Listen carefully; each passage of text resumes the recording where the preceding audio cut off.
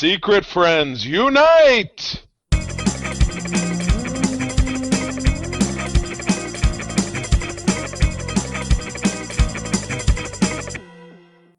Welcome to the Secret Friends Unite podcast, episode 495. This is your guide to the geek side, and I am one of your hosts, Todd Oxtra.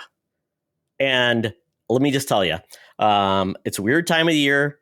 Charlie is traveling to CheeseLand right now for his new job, so he won't be able to join us, but I'm sure he's going to be listening to this and tell us how well we did once this is released. But with that, I put the bat signal up, and I got two awesome people to join me.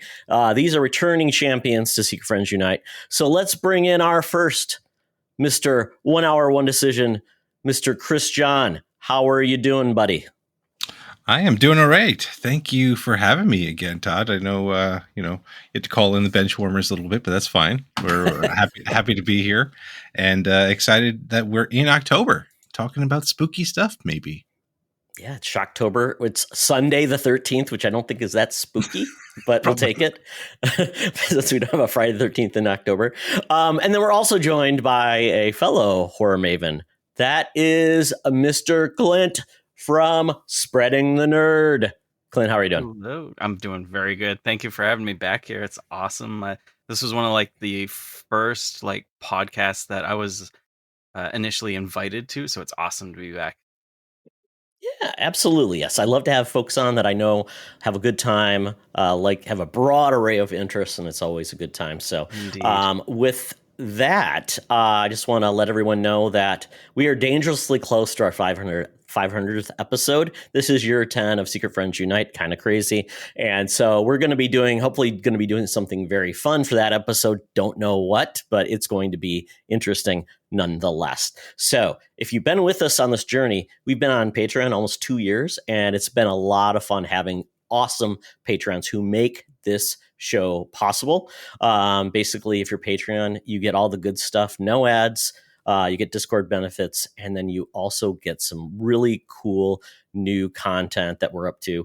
We just recently launched our fantasy football podcast, the Waiver Wire Wizards, which has been a lot of fun. If anybody is a fantasy football fan playing a league, we are looking for guests as well if you'd like to join us. And then we also have Walk Nerdy with me, and then our regular array of shows, including Spinner Rack. We just did a cool cover of a Comixology original horror comic called The All-Nighter. So if you're interested in that, check that out. So with that, I just want to say thank you to our awesome people, our besties, Derek Trevelyan, a.k.a. The Figure Dude, Francie, a.k.a. April's Hairdresser, Xbox Expansion Pass, Mr. Luke Lore, Charlie's Uncle Tim. Yes, he gets our podcast on CD.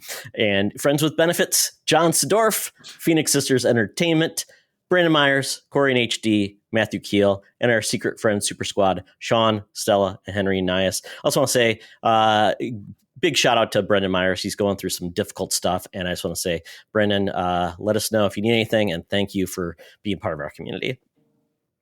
And I also want to say thank you to our newest member on a trial. That's Shehab.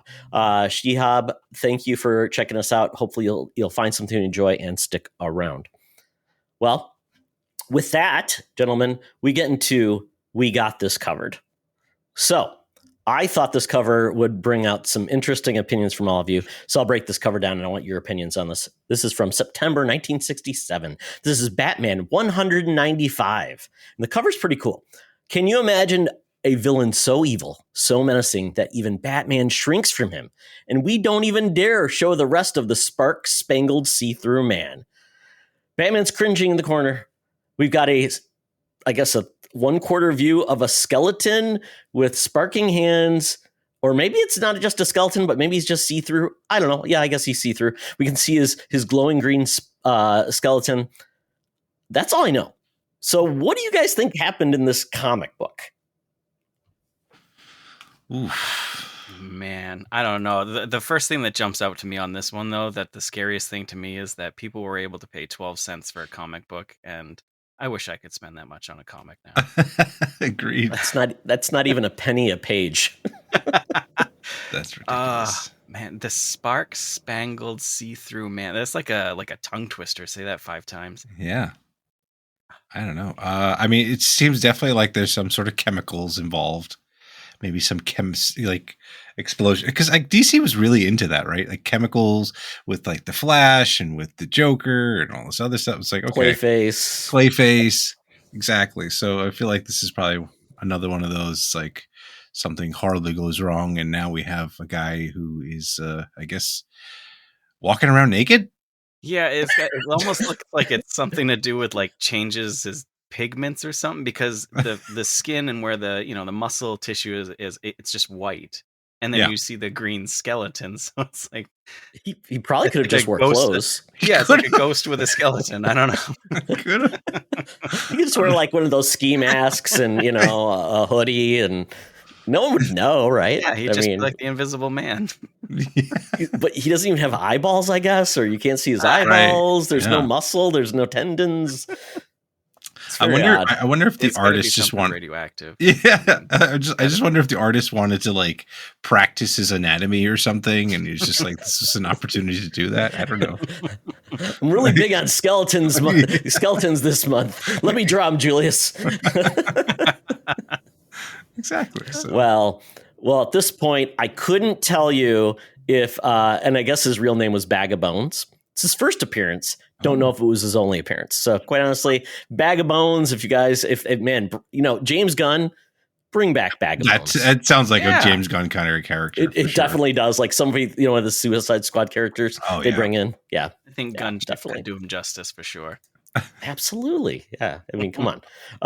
Well, with that, oh my goodness, gents, we're in for a good show. It's Shocktober week 3. We're going to be talking about an awesome movie. But before that, we need to check in with our gal pal, our senior news correspondent. So without further delay, Madam Webb, take it away. Now it's time for Madam Webb's rumors and news. Take it away, boys. Thank you, Madam Webb. It's spooky season. Madam Webb, I believe you might have some trademark infringement, because I believe your preferred name is Bag of Bones. So, so we'll see how that works out.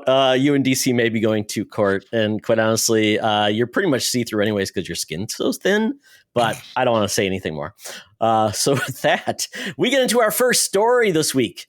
My goodness, folks, I am a huge Green Lantern fan. That is my favorite solo DC character. Green Lantern has been, one of my favorite characters. Unfortunately, the one thing he's lacked is a decent live action appearance in a movie, a TV series, anything. Well, we are now learning that Kyle Chandler has been cast as Hal Jordan in the DC series for HBO called Lanterns. We also were notified at the same time that we're getting John Stewart has been cast as well, from the lead actor of Rebel Ridge, I believe is what it's called. Yep, Let me look up his name, because I thought his name would be in the story as well. Adrian, I think. I'm looking it up.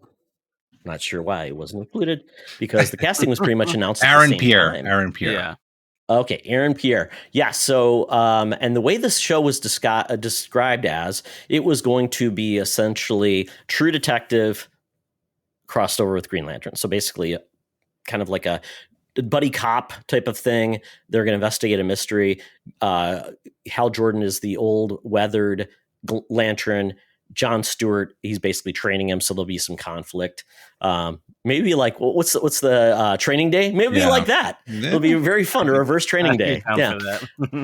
Yeah. So Kyle Chandler, obviously known from Friday Night Lights. And this is going to be interesting because we've got the showrunners are pretty awesome. Chris Mundy, he was the guy behind Ozark. Damon Lindelof is also behind this, and Tom King is involved too, and he's an amazing comic book writer. Heavy hitters. This is really, it's basically they're two intergalactic cops drawn to a dark Earth-based mystery as they investigate a murder in the American heartland. It's going to be an 8-episode series, and this should be really interesting, considering the level of talent involved. Max, if they've got the right people behind it, James Gunn has been really solid at picking the right people to do projects. So I'm excited for this. So beyond my fanboyism for Green Lantern, what do you two think? So I don't have fanboyism for Green Lantern just because what I have seen are the live stuff that they've given us, and it has been very mediocre at best, from not a fan standpoint. So I saw this news come across like threads and a couple threads, and people were starting to like there was a lot more posts on it than I thought there should be. So I paid more attention, and then I noticed like, Oh, Clint, you're making me sad. Why are people getting so excited for this character? well, because because like I said, all I've seen is the movies. I've never read the comics themselves. I know Okay. of the character and what how Yep. he conjures and stuff, the powers and stuff, which is awesome. But like I said, I've only seen the live action stuff. But once I started to see who they were bringing in for this, I was like, okay, I'm definitely interested. And I was kind of looking more into like past comics and stuff like that. Just obviously scratching the surface, but it's definitely looking interesting for sure by the couple of the articles I read. Definitely. So and it's Okay. HBO, and for me, HBO with their series have been really, really awesome lately. So I'm excited.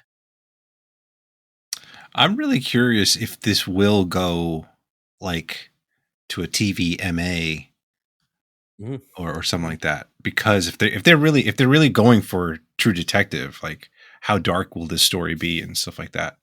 But yeah, I'm definitely excited about this. I think the casting has been really, really good. He oh god, you just said his name, Kyle Chandler. I think he looks like an old, weathered Hal Jordan, which I think is great. Mhm.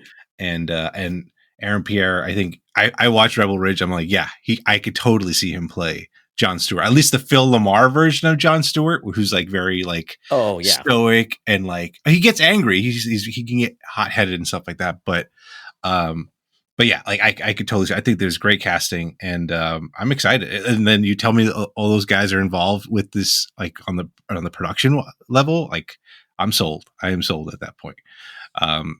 And yeah, like if this is anything like, I might be stealing a little bit from Clint, but the Penguin, like I'm like totally down. I'm totally down for that. If they have that kind of production quality and stuff like that, like I think this will be great. So I'm excited. Yeah, I mean, the director that's going to be directing 2 of the episodes, his name is James Hawes, and his resume is pretty good too. He directed an episode of Black Mirror, actually 2. He directed 2 episodes of Alienist, Snowpiercer, Raised by Wolves, Slow Horses. So, dude is a solid director. He's been behind really solid projects. So that gives me hope. And Chris, I think you're right. I think this may lean into the more mature, like True Detective shows like that, even like Watchmen. I love the Watchmen series. So good. And yeah, so I think, I think it's time. I think it's time for, but not like edgy, dark. I just want solid. It could be a mature story. Right. Like, I mean, if they're, I'm curious how they're like because the character Green Lantern is kind of goofy, like in a way, like it's just a guy who's got a ring, charges, like he has to charge every once in a while, and it's like yes, and then they kind of expanded it out that it's like he's got this whole Green Lantern Corps, and so there's more of a like they're space cops, space cop part of it. So, so that makes it a little bit more like it could be a more grounded buddy cop show and stuff like that, but with a little bit of a dark twist. I don't know. I'm curious to see what kind of villains they'll have in this too, because I'm not very like, other than like the Yellow Lantern, like I don't know who else is like big bad guys are for them and stuff like that, and how this all loops in together with the rest of Gunn's DC universe. So yeah, I'm excited for this because that was a big gap. We have not had Green Lantern around since Ryan Reynolds. So, but there are some good animated series on Green Lantern. There was the Green Lantern series that was on WB back in the day, which was really good with Hal Jordan. Then we also had Justice League Unlimited, and then Justice League, the cartoon. That was amazing. And Jon Stewart was the Lantern in that. So yeah, check those out if you're interested.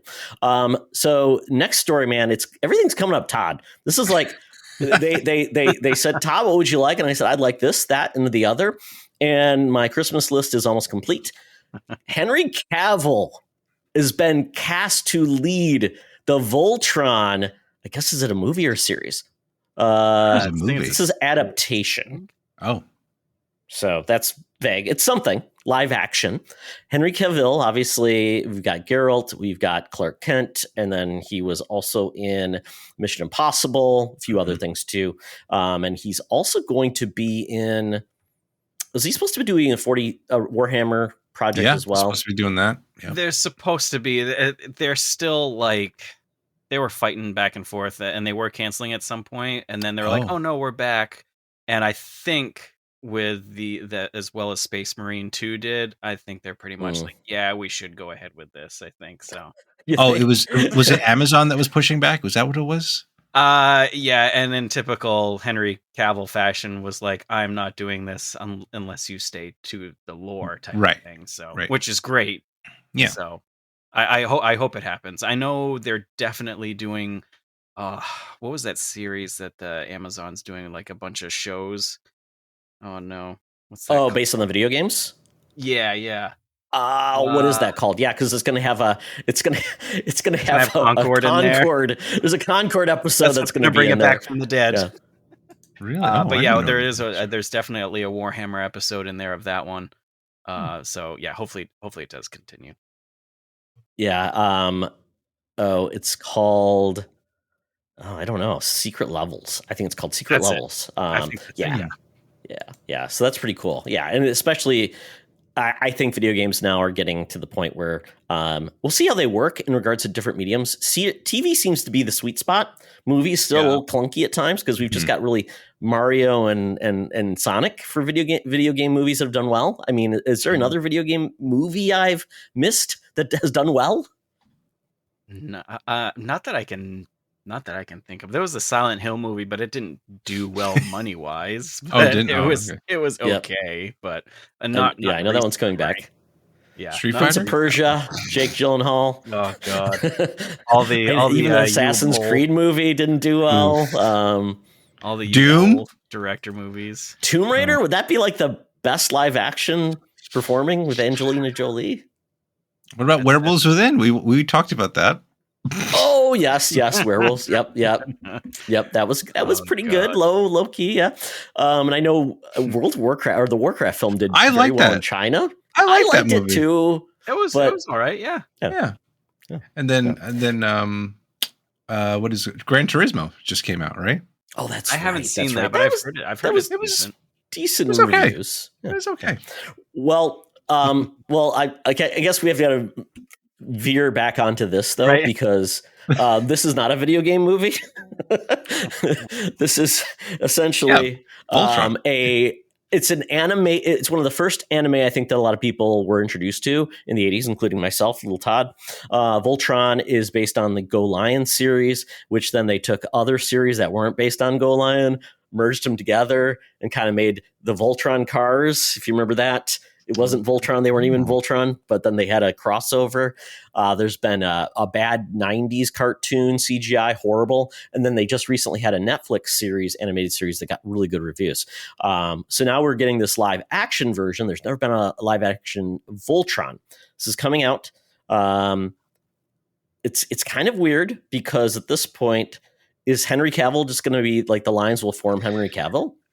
I'm okay. Maybe that's what I was like. He'll wear some weird makeup. I mean, who is he going to play? Like, because these are the characters are all fairly young, if I remember. Like the pilots. Yeah, most the leader. He's he's the leader in the Black Lion suit. But yeah, they were all kind of younger.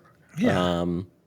I hope they have the mice because the mice were the best. Have to have the mice. Karan, the old guy who's grumpy and never wanted the lions to go off and fight. Princess Allura, Pidge, Hunk, Lance. Anybody else I'm missing? Oh, Sven, who died, I think. Oh, spoilers! Spoiler alert! Sorry. That's how Princess Allura got to be a lion. Yeah. So I don't know if she set that up or not, but. But yeah, this is happening. I mean, the bad guys, the row beasts, kind of silly. But I mean, I don't know. I just this could be a huge mess. But I mean, it's going to be at MGM Studios, so this is probably going to be a movie then as well. Rawson Marshall Thurber is going to be the director. He directed, well, this is kind of weird, Skyscraper, that rock joint. He directed Red Notice, that Netflix rock joint movie. He directed Dodgeball. Oh boy. And Central Intelligence and We're the Miller. So he started off with a lot of comedies, and then he went to doing a little bit more over the top action films. So I don't know. And this is a fun fact here about this director. I'll give you this, then you can tell me. Basically, remember the Chip and Dale Rescue Rangers movie? Mm-hmm. Yeah. He played a role as the Voltron vendor. It's so bizarre, but that's true. Man. So basically, everything I've told you about this, Henry Cavill, this director, and the little snippet. What do you think? I'm super excited just because I'm a huge Voltron fan. Like you said, for me it was the first initial like anime cartoon style that got me into that, and I was hooked. I remember running around with a stick pretending I was Voltron out in the middle of the woods, and absolutely loved it. So super excited. I'm a huge fan of Henry Cavill anyways, so I'm hoping that it's going to be good. We'll see. I mean, I don't think if Henry Cavill comes on board to something, he usually takes it pretty seriously, or he like really believes in it. So, hopefully it's good. And yeah, like that was probably like one of the coolest toys I had when I was younger, and it was just like it was so cool to put that thing together and then watch the show and see all that stuff. I'm excited. I'm cautiously excited, but we'll see, because how sometimes you'll have a great idea and then someone in the production companies or whatnot will be like, some executive will be like, no, we need to do this, and it's just completely throws it off course. And maybe Henry Cavill will leave mid production. Oh God! Well, I mean, you got to stay true to the source material of the 40-year-old anime that had the best writing in the world. So maybe he's going to be pissed off that Hagar, the space wish, wasn't true to character. Yeah. I don't know. The fun part is though, I was looking at what else Henry Cavill's up to. He is going to be in Highlander. So basically rebooting that series. Yeah, so that will be interesting. Hopefully we get Queen back for that. Then he's going to be in Guy Ritchie's In the Gray, which Guy Ritchie is either making something good or making something else. It's so bad. It's so odd. But anyway.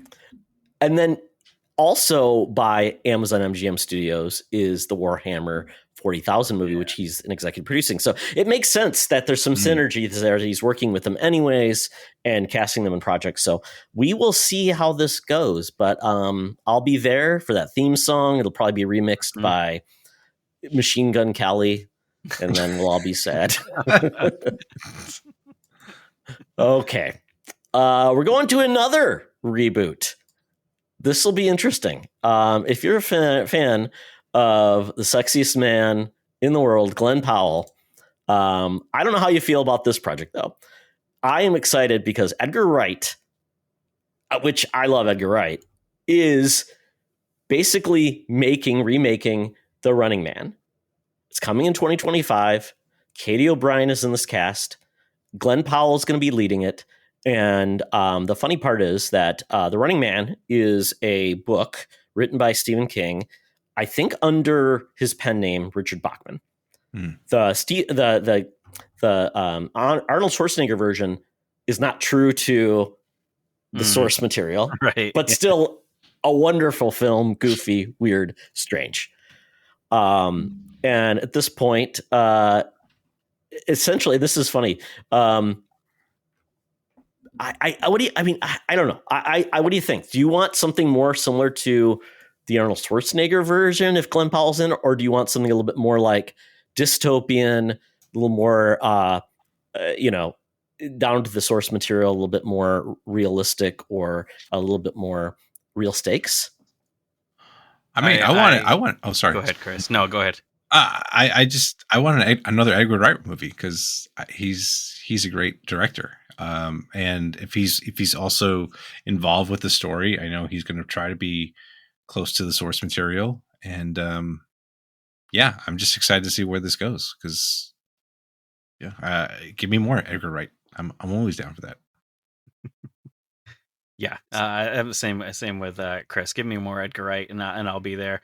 But yeah, I hope it does more the source material. I want to see more of that than the Arnold movie is, of course, a classic in my household and my family type of thing. But I would definitely like to see more to the source, so it's not just a actual remake, but almost something new. It allows the separation so people can enjoy both of the films in different ways. So we're not getting an opera singing Electric Man trying to kill Glenn Powell. That'll be an ending credit scene or something. Yeah.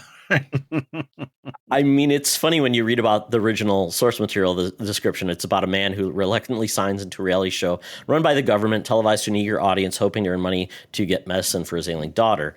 And then there's obviously assassins, part of that. But if you think about it, it sounds, and they even mentioned this, it's kind of like considering where Squid Game is, which is more grounded, a little bit weird and freaky. It's kind of, you see some inspiration there. And if people really love Squid Game, which they do, this could be really solid. And Glenn Powell, he's been known to be kind of like tongue-in-cheek, a little bit more smirky, kind of like a Harrison Ford type. I'll be curious to see him play something a little bit more straight, dramatic, less goofy. Mm-hmm. The other part of it, apparently the book takes place in the year 2025. All right. We're here. We are here. Well, after the election, we may be looking forward to that. That's how you get pardoned. It might be based on a true story. Yes, it is. Everything's on TV. Everything's coming up orange. Yeah. And by the way, I always say this to people. If you want to watch something extremely fun, Glenn Powell's first big role was on Scream Queens. Fantastic TV series by Ryan Murphy. Great fun slasher series. Love it. Glenn Powell plays Chad Radwell, and it's the best character in the world. I just love it. So check it out if you want something a little bit fun. Yeah, really love that movie. So 2025, let's look for it. We'll see how this goes. Next, this is kind of interesting. So we're getting a new DC animated project, and it's basically starring two Robins. This is going to include basically Dick Grayson and Jason Todd. It's called Dynamic Duo. The interesting part, and this is, James Gunn posted about this, but it's going to be it is going to be an animated theatrical film, which we typically don't get. I think the last animated movie we got based on a comic book property was obviously Spider-Verse. Before then, it was like the Lego movies with like Lego Batman. And this one is going to be interesting because they're going to be using not necessarily traditional animation. They're going to be using like they call it a Swaybox technology. Or the Swaybox's studio, they're going to use technology called Momo Animation, which is a cross between CGI animation, practical elements of stop motion, and live real action, real-time performance. I've never heard of this before. I wonder, so is it going to kind of look like those a couple of those video games that have been announced recently that are like the stop motion type of thing? Oh, like the Harold Halibut was like one of those that was like fully stop motion, and then I don't know. That was weird, but it was good. The whole like live action part of it, like how do you make it could be interesting. That's for sure. The last time I remember with some live action, remember the old Lord of the Rings animated films? Oh my God.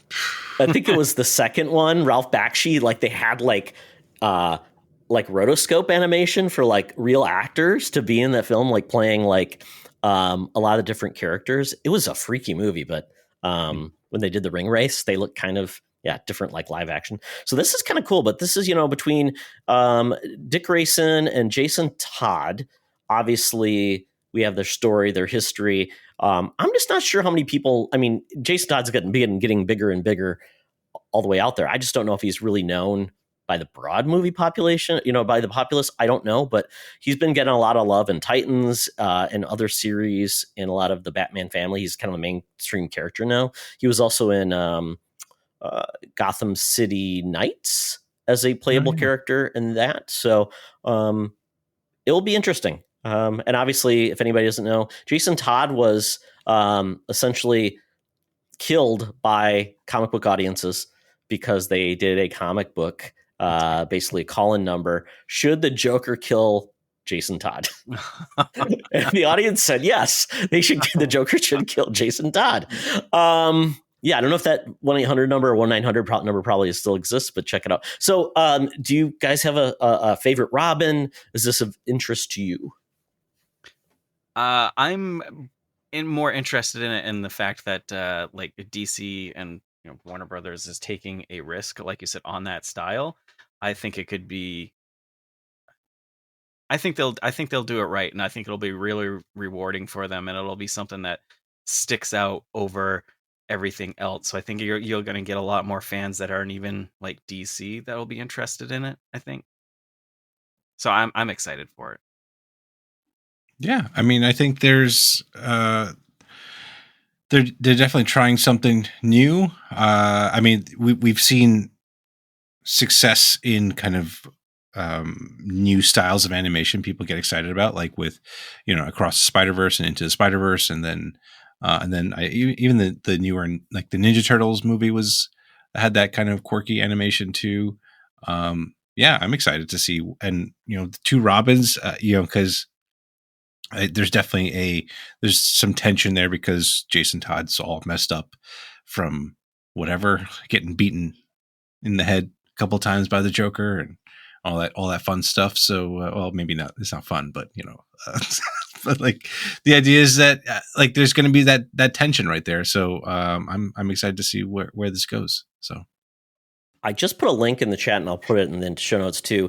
This is what Swaybox test footage looks like. So if you look at that, it's really funky. It's different. It does look like it's almost like the Leica Studios kind of look, where it's a little bit more like almost like claymation.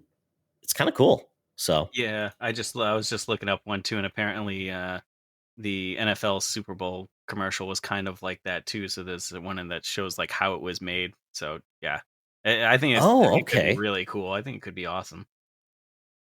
Now that I see how the live action world works with it, it's almost like augmented reality almost type. Yeah, it is. And they're in a real, and that is so weird. It's cool. Yeah, I like that. I think it looks really neat. Sweet. Yeah.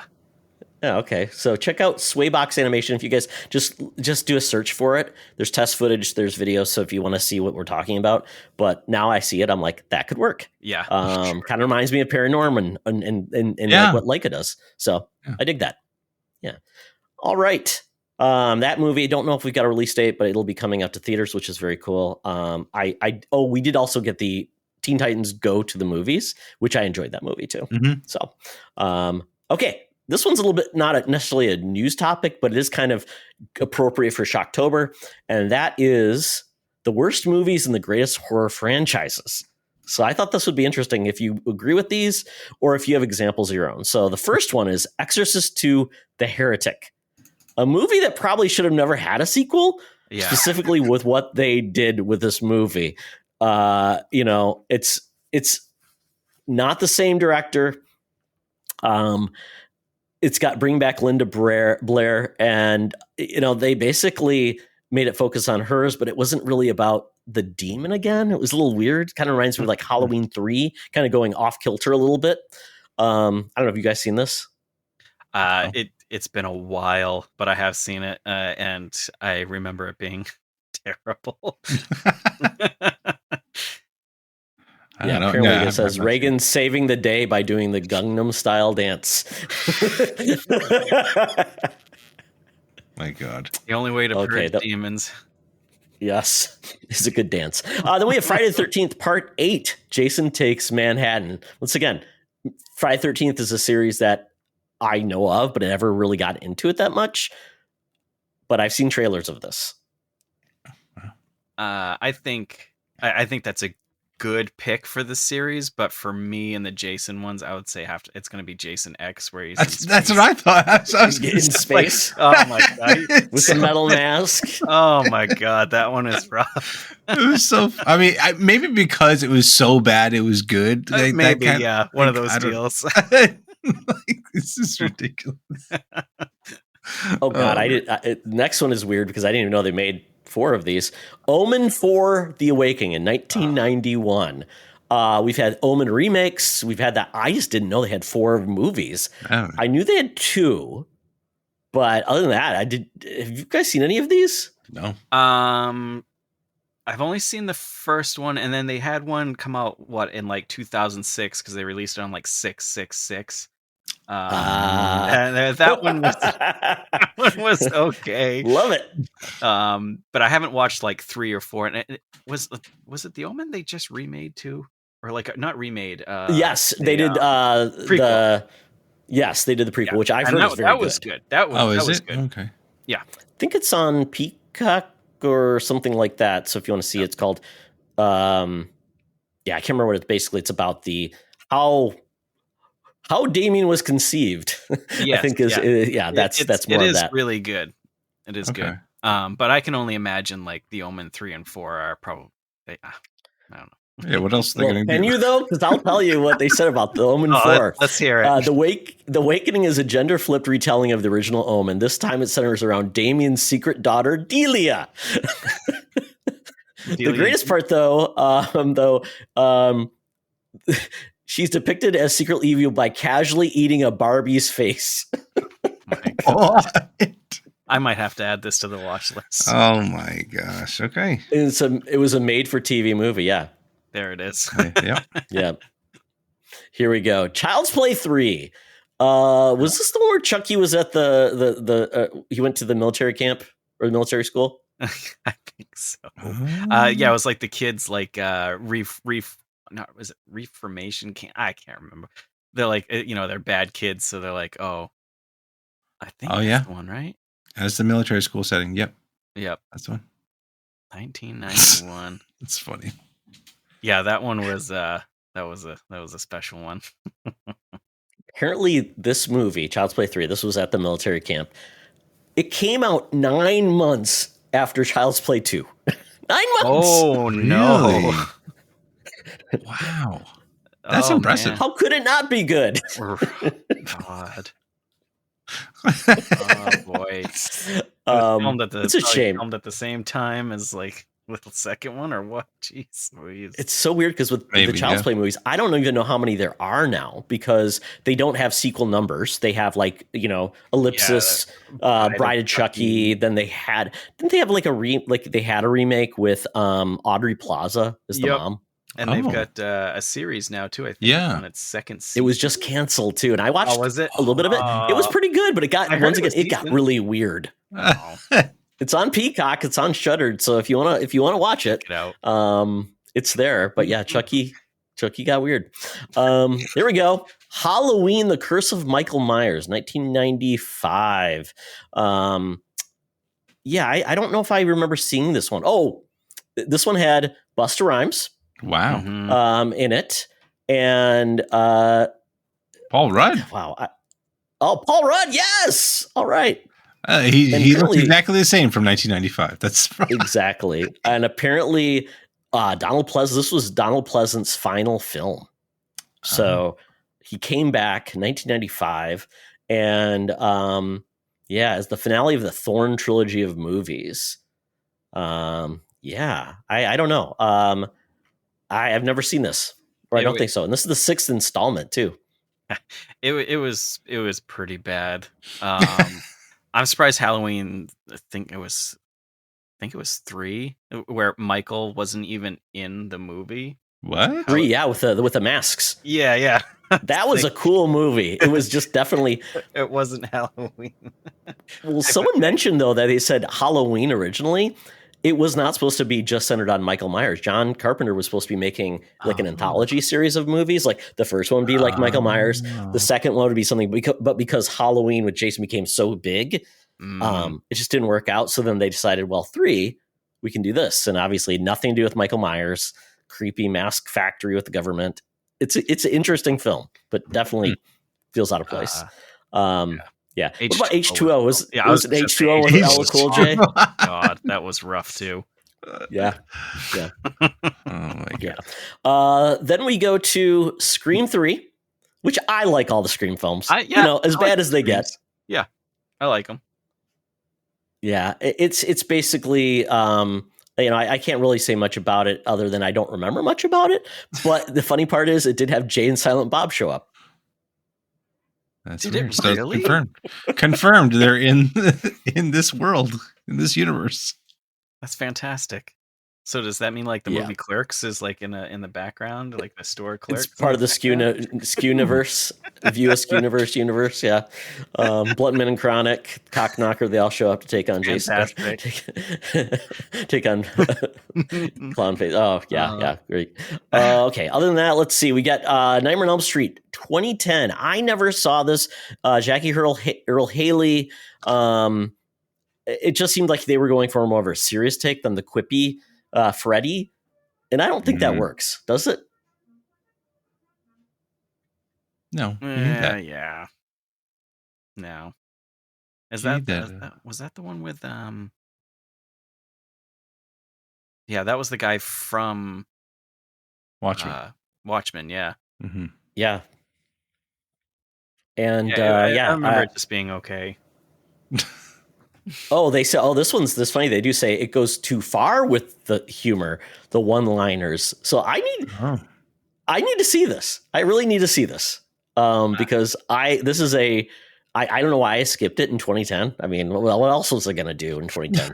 I should have seen this movie. So I will see it. So I don't know if, and at this point, there's other ones, Saw 3D, the final chapter. Anytime you go 3D, you kind of know the series is over, like Jaws 3D. Jaws, yeah. Hellraiser has had far too many bad movies than good. The most recent one was horrible. Leprechaun Origins. Ooh. Were you curious about? No, I was not. Goes to the Hood. Wasn't there a Leprechaun in space too? Probably Warwick in space, whatever. Yeah.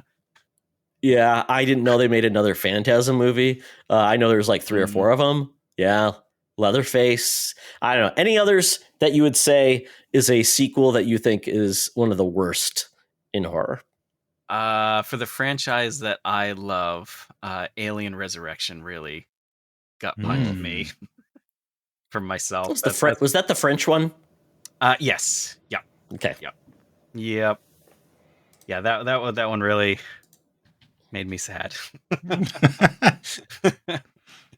Chris? Yeah, I honestly, you know what thing is, I'm a big baby, so I don't really watch too many horror franchise movies or whatever. But I guess like, how about any of the Paranormal Activities? Any of those? Pretty much all of them after the first or second. I was gonna say. Did they even make them? Oh, yes, they did. I've forgotten about them. Yeah. They tried to reboot it too, 3 or 4 years ago, I think, with a direct to Paramount or something movie. I never saw it, but clearly it didn't reboot the franchise. What a shame.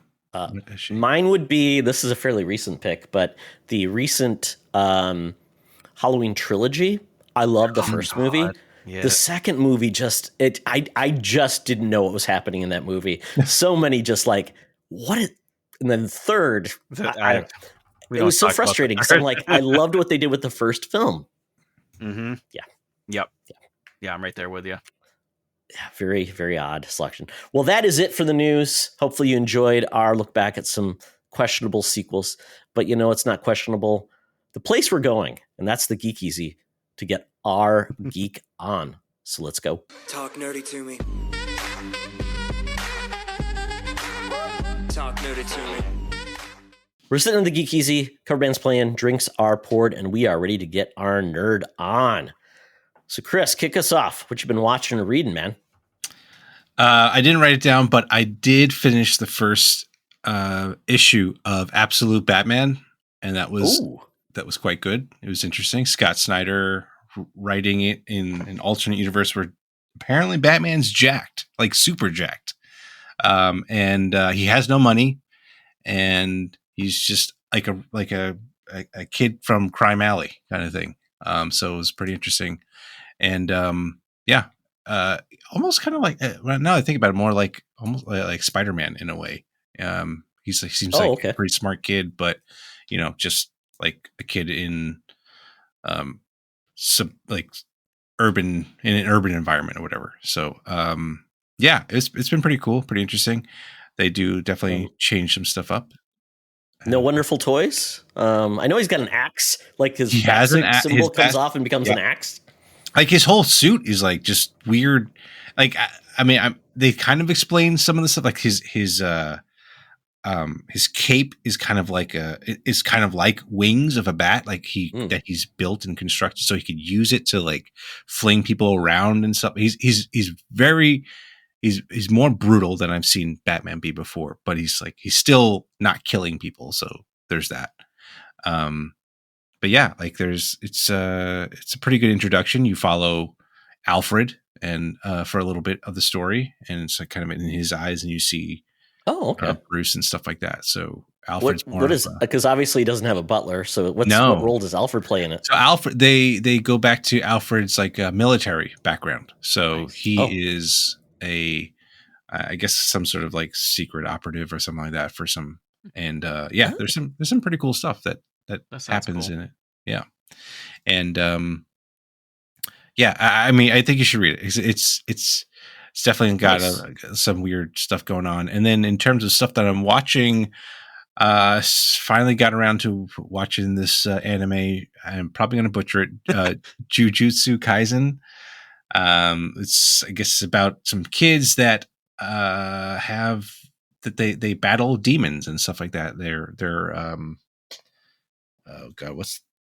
not wizards, but they're something like that. Anyway, but they do like they do all that stuff, and it's at least from what I understand, the first season is very much like a shonen style anime.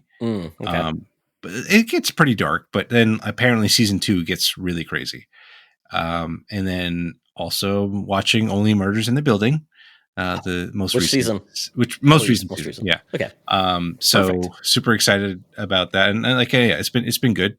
And the other thing I've been watching slowly, but is the Sopranos docuseries Wise Guy. I don't know if it's a whole docuseries, or at least I watched the first episode. I don't know if it's just a 2-parter or whatnot, but pretty interesting, especially since I didn't watch the show. But it was like I'm curious about the making of, creation and making of, and all that stuff. So that was the thing. And rewatching. Sorry, go ahead.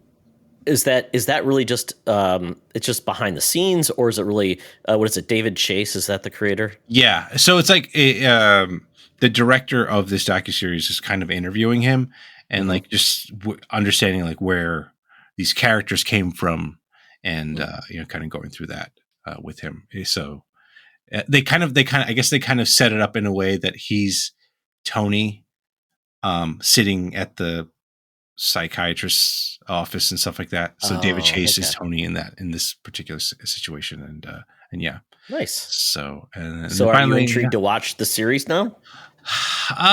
Yes and no. I don't know. I mean, how many seasons is it? I don't remember. Like 6, 4, something like that. Yeah, maybe I'll get around to it. But it's just fun to sometimes just see how things are made and some of the struggles like that had to have happened to make this go. And then finally, I'm rewatching Tulsa King season 1 to just go watch season 2, and let that kind of the Sopranos of Oklahoma. Hey, look, I mean, Stallone does a great job on the show. I think it's pretty good. It's a pretty well written show too. So I'm excited to get back into it and see what's up. That is cool. I'm glad Sly has some gas in the tank. Yeah, for sure. Okay, Clint. All right, let's see. Reading for comic, I didn't put it down in here, and I'm kind of ashamed to admit this because I am a huge Star Wars fan, and I was scrolling through threads a few months ago, and someone was like, "Oh man, Dr. Aphra is such an awesome character and stuff," and I was like, "Who is this?" and I feel awful because I finally, looked her up and stuff. So I bought like the first comic collection edition, which had like I don't know, like the first 3 series running in it or something. Um, and I haven't read all of it yet, but it's really starting to close to already being like one of my favorite characters in Star Wars.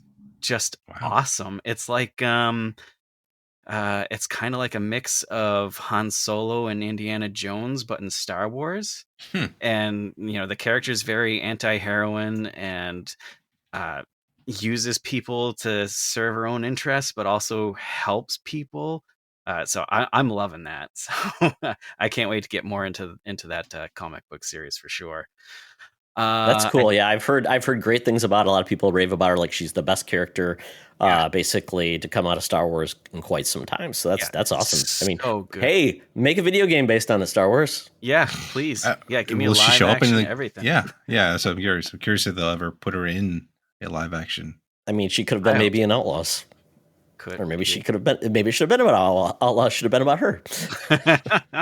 Yeah, because she's in the timeline with Darth Vader and stuff in there. So, but definitely, if you're a Star Wars fan and somehow haven't managed, definitely check that out because it's fantastic. And then I just finished the first 3 books of Red Rising Trilogy by Pierce Brown, and it's basically. Do you remember the Red Faction games on the PlayStation 2? It's basically that with a sprinkle of Game of Thrones.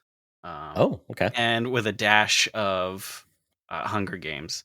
Very, very, very good. And it's a 6-part. After this initial trilogy, he took a break, and now the next 3 are 10 years later, but with the same characters. So I'm definitely interested. It's just like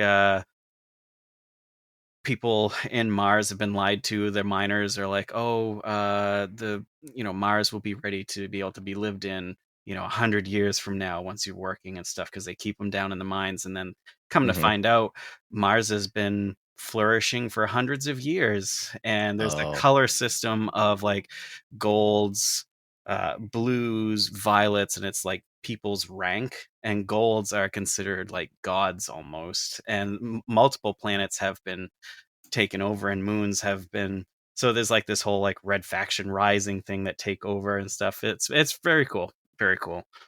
Nice. So yeah, Kind of reminds me of The Expanse with like the belters and basically the working class taking over. That's cool. Yep. So after I finished that, I just started that's funny you mentioned The Expanse. I just started James Corey's new book where it's 2 guys that write The Mercy of the Gods, but I just started that, so that's his new series that he's starting. So, but just started that. I'm only like 4 chapters in. It seems good, so I'm sure it will be, because I was a huge fan of The Expanse. So, TV wise, been watching The Bear. I finally get into that with the missus. We're on just starting season 3 now. Absolutely love that series. It's so good. And I think in season 2 there's like a Christmas episode with Jamie Lee Curtis and stuff. That's the last episode I've watched, because I'm like, that episode was a gut punch. Yeah, like I was in the couch, I was laying on the couch, and like I don't have anxiety or anything, but watching that, I felt like I was sinking into the couch, and I was like, it quite possibly some of the best TV I've ever watched. I felt like I was right there, and I was like, this is just nuts.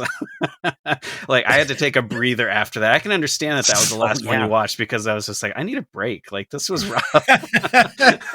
But if anybody has family holiday drama, you will relate. Not every episode, not every Christmas is in Thanksgiving is bliss. Spectacular performances throughout the series on everybody, but that episode was just oh my god, it's just insane. So I've been watching that, and then the Penguin on Max is on episodes 3 episodes now. I think the 4th will come out. It should be so every Sunday. I think every Sunday. So I wasn't sure what to expect from it. I love the Batman with Robert Pattinson and stuff, and I love Colin Farrell. but I wasn't sure what to expect from it. And you don't even see Colin Farrell. No. It's no. crazy. I see I've seen the makeup done when he's in the chair, and I'm like, I still don't believe it's him. I still don't believe it. I think it's another actor doing it. Yeah, the voice even. It's like there's nothing in that voice. Yep.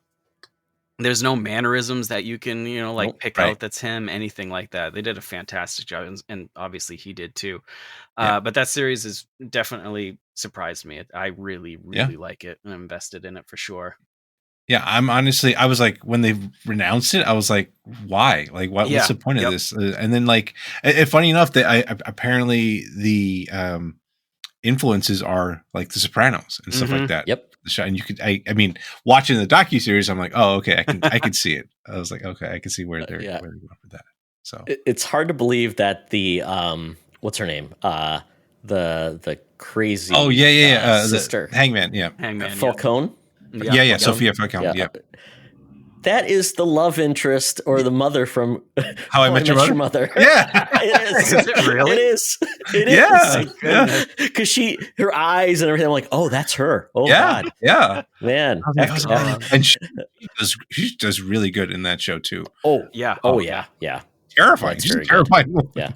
Yeah. Oh yeah. Yeah. It's just great, and I love it because somebody brought this up. He goes like, is Oswald really smart? Or does he just think fast on his feet? Like, does he actually have this mapped out? Or is he just like, once he gets in the crap, he's like, okay, I'm gonna, like, is he just a survivor? Because I don't know. Yeah, I'm not sure yet either. If he's like some mastermind, or if it's just like you got lucky, quick thinking there. I don't know. I feel like he is a quick thinker, though. I feel like that's what it is. Because even when he's talking to the kid, he's always like, oh, you gotta react, you gotta think on your feet and stuff like that. That's why hopefully that's where they're going with that. But yeah, it's very cool. It's an interesting relationship with him and what's his name, Victor. No. Victor, yes, yep. That's right. Yeah, okay, yeah. It's just a really cool relationship and how they started, and I love the fact that the penguin drives a purple Maserati. So good. That fits. I love it because it's like, yeah. But then you see what he does. He has a Volvo station wagon to be undercover, which is very smart. You know, and also his room, like in his apartment, is like that safe, basically. Yeah. So cool too. Yep. And his mom is basically one of the. She's like a Sopranos character. Yeah. Like, oh God, now you see how horrible these people are because of their parents. Oh well, yeah. All right. Well, myself, I finally got around to watching this movie Smile, which came out like 2 years ago. Because I know the sequel's coming out, so I'm like, oh, well, I should catch up. So watched it yesterday. It's so clear that I was just watching. I was also watching something else, which will relate. I'll get back to it. I've been watching the greatest horror series on Shudder, where every episode is a different topic in horror. So they did J-horror, and one of the directors there, basically they said he views horror as one of three endings. You either go insane, you become the villain, or the world ends. I'm like, okay, that's what The Smile was. The Smile was the holy cow. You just feel so bad for the heroine of this tale, and you just don't know. And then when it ends, I'm like, holy cow. And I would say this movie it's psychological horror for the most part. But then there's one sequence at the end of this film that's like, oh, they went there. And it was creepy as crap. And then you see what happened. And I'm just yelling at the screen to, I guess it's her ex-boyfriend. I'm like, do something. So it's really interesting, but the premise obviously is the psychologist has a walk-in patient who is paranoid, and she's talking about all these bad things, and all of a sudden she has a mental breakdown, and she's smiling, and that leads us into why it's called Smile. And there's a sequel coming out which looks interesting because it's about a pop star, which is interesting, especially after seeing that horrible movie Trap, which was about a pop star. That was a horrible film. But yeah, I'm really interested. So it's on Hulu right now. So you want to watch Smile, check it out there. But I was really intrigued. But man, it was I felt exhausted after the movie because you just felt like so horrible for this. Yeah. They had great that's marketing more fun. campaign, right? Oh yeah. Yeah, that smile and just the way they're doing it. Yeah. Like where like they had the people just standing in like baseball games, like just doing those creepy ass smiles, like, oh God, what is going on? God, I love it. Then it's something a little bit more fun. Scariest Houses in America on Max. This is a great series. So it's basically the sequel to The Ugliest Houses in America, which is hilarious. It's got Retta from Parks and Rec. Treat Yourself. She is the lead. She is hilarious. She goes to these houses. The previous one was like finding the ugliest house, and then they redo it. Well, this one's the scariest houses in America. And this is hilarious because she doesn't like being scared. So every time they get a chance, they do something scary to her. And it's just fun to see her react. The first episode was in the region of like Northeast. So Clint, kind of your network, your area. So Rhode Island, Boston, I think New York. Or New Jersey, one of the places. And one house was an old, like 1795 house that had a well inside of it. And it was still open. I'm like, and he's like, yeah, and I've been scared. And I'm like, somebody's going to fall in that well, like the ring. But it was awesome. Exactly. And they're like, yeah, I know it's haunted, but I talked to the ghost. I say it's going to be okay. So the second house was like, Hansel and Gretel, like witch type of house. When you looked at it, you're like, this looks like a fairy tale house. And it was so weird because the house was just so angled oddly. It looked like a death trap. And it had a third floor, but the only way to get up to the third floor was an elevator that this guy, he said he built it together out of scrap parts. Oh, no. That's the only way to get up there. And it's this tiny little spot. And I'm like, well, how did they get up there before they had the elevator? Because they had a ladder. And then the last house was a jail. It was a 1908 jail, which the front of the house looked Victorian beautiful, but it had a jail attached. So basically you walk through one door and then there's all the jail cells. And someone had wrote on it, "Welcome to hell." It's a great show. And then I know that one you're talking about, that building, actually. Yeah, and so it's on Max, but they see the three houses at the end of every episode. One of them gets basically selected to then go to the final competitions. They'll get $150,000 to like resurrect or do whatever to the house. Maybe get an exorcist. I don't know. But it's a very fun show. If you like those type of like kind of home improvement type shows with a bit of fun, something to watch with the spouse or whatever when you're just having dinner. So check that out. Lastly, My Hero Academia. My son, it's something we've shared.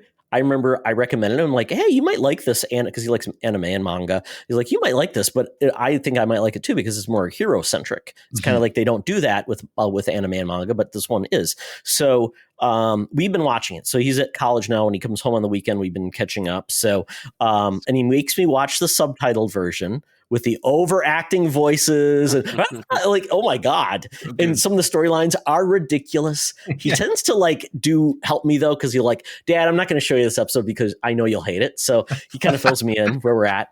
But My Hero Academia is very fun, but it's also very serious at times. A lot of drama, a lot of melodrama. So, and I laughed. He's like, Dad, you're never going to guess what. I'm like, what? You know, when you thought this was going to be the last season? Nope. Like, what? So we're watching it. All of a sudden it says to be continued next season. So we're getting another season. It's very interesting if you like a different take on superheroes. It's very interesting. All the heroes are weird and wacky. They make no sense. It's really interesting, but there are some very cool moments, and it's a cool take on heroes and villains. It's kind of like 50-50 heroes and villains, which is really cool. And then we're going to see the My Hero Academia movie today. There's a new movie out that's basically it came out already. It's out right now. Yep. So we're going to see it today, which will be a lot of fun because we typically go see the anime movies like Demon Slayer, and then the latest was it Super Saiyan Broly. We saw that with Dragon Ball Z. So, and then we've seen 2 of the My Hero Academia movies. So it's something we share together, which is great. He's not into sports. He's into video games, but different video games than I am. He doesn't watch a lot of movies. He doesn't watch a lot of TV, a lot of YouTube though. So if you know your kids, you know your kids. So that's what I've been up to. So awesome. Hopefully everybody is enjoying that. All right. Well, we are done with the Geek Easy. We're going to skip out of here. Chris, distract them while we run out. We don't pay our check. And now we're going to go over to a place that's down under where Tina and the mutants are waiting for us to talk about a cool movie. And that's The Fury. Let's go. Hey, Secret Friends Unite. Let me tell you about Zencastr. We use them for our show, and now they're supporting us. Zencastr is now the all-in-one solution making podcasting easy. It's the ultimate web-based podcasting solution. Provides high-quality audio and video podcast production and hosting. With a full suite of professional tools, podcasters can seamlessly record, produce, and publish studio-quality content, all from one dashboard. Being a creator has never been easier. And we chose Zencastr because of the ease of use, high quality output, and it makes it super easy for our guests to come on. We had multiple solutions we tried before, and Zencastr has just been the best fit for us. Why Zencastr? It's now super easy to record a podcast with Zencastr. Log in using your browser and start recording a high-quality podcast right away. Record studio-quality sounds and up to 4K video with your guests. Feel a sense of zen knowing Zencastr's multi-layered backups ensure you always have your recordings in the highest quality, even if the connection is unstable. Have you ever worried what you sound like? Zencastr's post-production process makes you sound buttery smooth. It automatically removes those ums and ahs in your recording. It removes those awkward pauses in conversation too. Set the right podcast loudness and levels while reducing background noise with the click of a button. So if you're interested in making an easy, high-quality podcast just with the click of a browser button, go to zencastr.com/pricing and use my code SFU1. You'll get 30% off your first month of any Zencastr paid plan. I want you to have the same easy experiences I do for all my podcasting and content needs. It's time to share your story. Now back to the show. Welcome to another edition of Thunderdome! Thank you, Tina. The mutants been gathered for a topic or game to be entertained, and this week we're talking Shocktober Week 3, 1978's The Fury. I watched this on Max. You can too. This movie was directed by Brian De Palma, written by John Ferris, with music by John Williams. Out of left field. Chris, you got to watch Chris's face because we were like, John Williams did the music for this. Yes, he did. This is by 20th Century Fox. Came out March 10th, 1978. Budget of $7.5 million, made $24 million. So successful movie, including stars of Kirk Douglas, John Cassavetes. John Cassavetes is a director who was also in movies, like just would show up in movies as an actor. Very odd. Carrie Snodgrass, don't know her. Charles Durning, you'll know us when you'll know him when you see him. Amy Irving was in this. I'm trying to think if there's anybody else that really stands out. Oh, Dennis Farina, the cop from NYPD Blue, was in this as a young cop. And I'm trying to think if there's anybody else that stands out. I was saying that Daryl Hannah has a small cameo in this film. She does. Yeah, she's one of the students, right? Yeah. Yep. Along with soap queen Melody Thomas, who's been on The Young and the Restless for about 40 years. Married to Victor Newman in that show. So that is kind of like the main acting staff of this. And the premise of this movie, it says a former CIA agent uses the talents of a young psychic to help retrieve his telekinetic son from a shadowy secret government agency. And folks, if you think that's the real plot, you'd be confused. You'd be very confused at this movie. I was confused watching it. So Clint and I and Chris are thinking, hey, this is going to be an interesting movie. The premise, it kind of has that cool 70s feel. The music's a little funky, a little different. I mean, the movie kicks off and they're in some Middle Eastern country at the beach. First, I thought I saw Kurt Russell and this guy come out of the water. I thought they were a couple. Right. It was very odd. That would never happen back then. Come on, wrestling with each other in short shorts. It's very odd, and they're like, "Oh yeah, I beat you." So they basically find out they're father and son on vacation with a friend who's wearing a suit while they're just at the beach swimming. Very odd. they go to eat, and they basically are saying apparently his son David is going to go back to the U.S. They've been abroad, and he's going to go to Chicago to go to school. So they're talking, and then they're going to order lunch.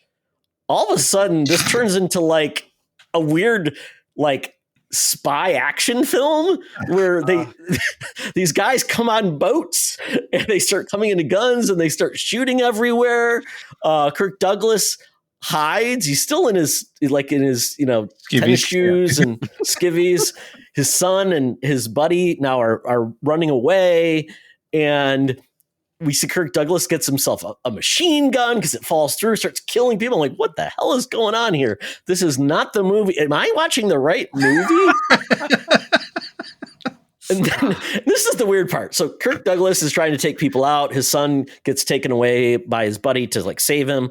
And his son is freaked out because like, oh my God, Dad. And then you see him Kirk Douglas get on a boat. Yeah. They blow up the boat, and that's it. And like 70s fashion of just like, yes, bullets will blow up this rubber boat. I mean, one part I did miss, his buddy, actually, you see that he's talking to the guys that shot him, so he knows he's been betrayed, and he shoots him in the arm, but we thought he was dead. I don't know. So that is the opening of this film. So folks, when you watch that, you're like, what is this movie? Yeah. Yep. Maybe the name of the movie is supposed to be how you're supposed to feel while you're watching this. Because I have that's the theory. I was like, what's going on? Why? Honestly, I thought this was a comedy. Dude, let's be honest. Like that's what it felt like. When you said this was supposed to be like a horror movie, I was like, where? Where is this?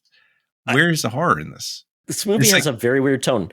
And Brian De Palma's a good director. Right. You've got good actors. You've got John Williams. And you've got this very weird, it felt like a spy film or like an action spy film revenge movie. Yeah. It's almost felt that well. Yeah. It's based on a book too. This wasn't like someone came up with a harebrained scheme. This was like based on a book. Wow. So I'm just thinking the adaptation maybe is, I don't know much about the book. Maybe it's like this and it's just weird. But it's very interesting. So let's move on. We fast forward. Kirk Douglas is now living on the lam. He actually lived, and he is basically trying to find his son, but he's also hiding out in New York. I think was it New York? I guess so. No, I think it was Chicago because what's her name? Okay. The psychic girl was from Chicago, and she's walking around Chicago. I don't know why, in a bikini when we first meet her, like with her friend, right. And they have to study Chicago for Beach. Yeah. I was like, what? Great. Okay, whatever. And then there was this character that apparently can read minds that then you hear nothing about later on. Yeah.